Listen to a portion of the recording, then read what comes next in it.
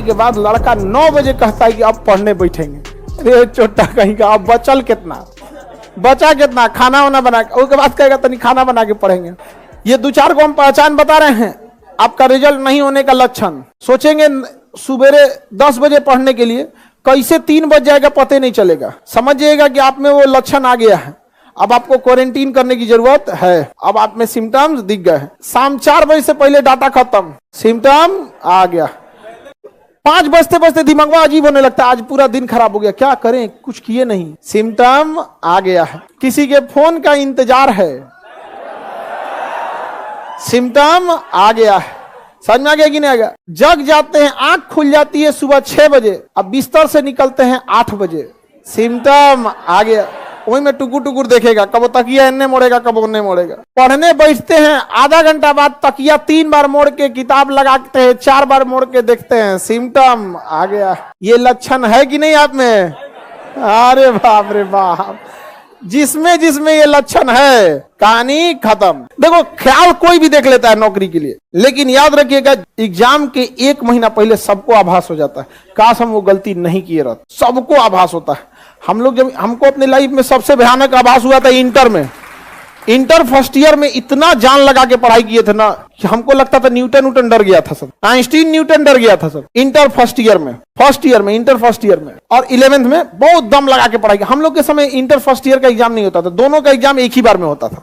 अभी तो 12th में 11th का कहां पूछता है, 12th के एग्जाम में 11th का नहीं पूछता है, और 11th का एग्जाम से मतलब ही नहीं है, तो तुम्हारा तो 11th गायब कर दिया। और भी ऑब्जेक्टिव हम लोग के समय, लेकिन जैसे 12th में ओवर कॉन्फिडेंस हो गए लोग, अरे सोच जाते नहीं 11th में गर्दा उड़ा के पढ़े हैं लोग, लास्ट में ओवर कॉन्फिडेंस हो गया आदमी।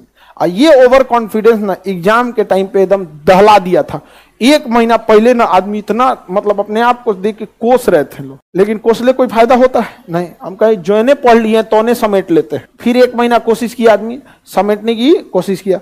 वरना हम लोग टारगेट लिए थे इंटर में, स्टेट बोर्ड में आपका मतलब हम लोग सोचे थे 80-85% के आसपास लाना है, 75 पे अटक गया। स्टेट बोर्ड में हम लोग के समय ले आना बहुत मुश्किल होता था।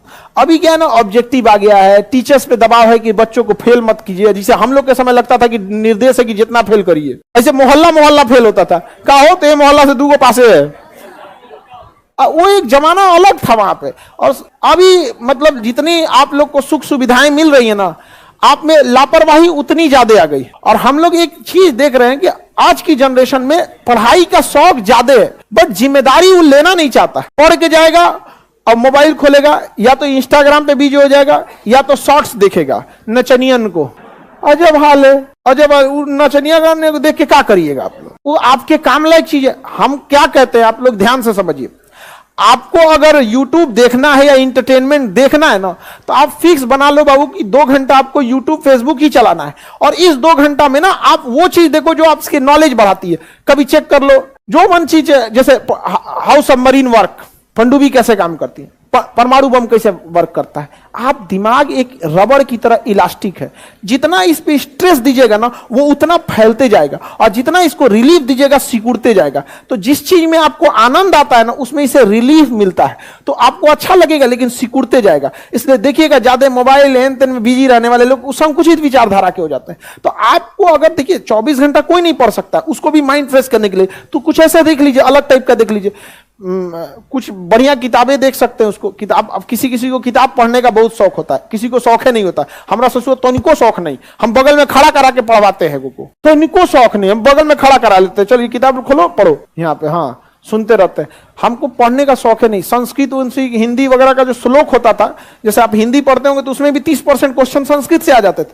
हमको पढ़ने नहीं जाता था, याद करने के बाद तो बगल में खड़ा करा के किसी को कहते थे तुम पढ़ो, वो पढ़ता था। न्यूज पेपर हमरा पढ़ ले तो बहुत दिन हो गया, वही किसी से कहते तुम ही पढ़ भैया यहाँ पे। लेकिन अगर आपको शौक है तो पढ़ा कीजिए यहाँ पे।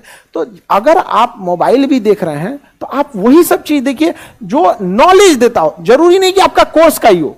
जैसे पढ़ने से मन उग गया तो कुछ देख लिए, हिमालय का निर्माण कैसे हुआ देख लीजिए यहाँ पे, जिसमें आपका क्या इंटरेस्ट है। हवाई जहाज किस स्ट्रक्चर पे बनती है देख लो, उसमें कहा क्या चीज है। धीरे धीरे वर्सटाइल हो जाइएगा। मिसाइल कैसे काम करता है, ये कैसे काम करता है। हम लोग जब स्टूडेंट लाइफ में थे, यही बात हम लोग को हमारे टीचर मैट्रिक में बताते थे कि बबुआ तुम लोग इधर उधर में। तो हम लोग जब ये सब देखते थे ना, तो अगल बगल के लड़का कहता था सर ये पगला गई लोग। एक सब्जेक्ट कौन सी है, देख कौन सी रहा है, समझा गया कि नहीं। लेकिन वही आदत हो गई। 10 साल बाद अचानक यूट्यूब आया, जो 10 साल से जो आदत है उसको बताते चलते हैं। तो कभी कभी कोई पूछता है कि आप पढ़ाते कौन कौन सी है, ये बताइए। कभी कभी हवाई जहाजों बढ़िया बता देते हैं, तोप भी बता देते हैं, मिसाइल भी बता देते हैं, बायोलॉजी भी बता देते हैं, केमिस्ट्री। रीजन क्या है, हम लोग ने भी इंटरटेनमेंट किया है, बट वो नॉलेज वाला है, उसमें भी खुशी मिलती है, उसमें भी अच्छा लगता है। लेकिन अभी क्या है ना, यंग एज में अभी हम आपको समझाएंगे, छोटा सब यहां से जाने के बाद फिर नाच देगा सब, यहां से जाएगा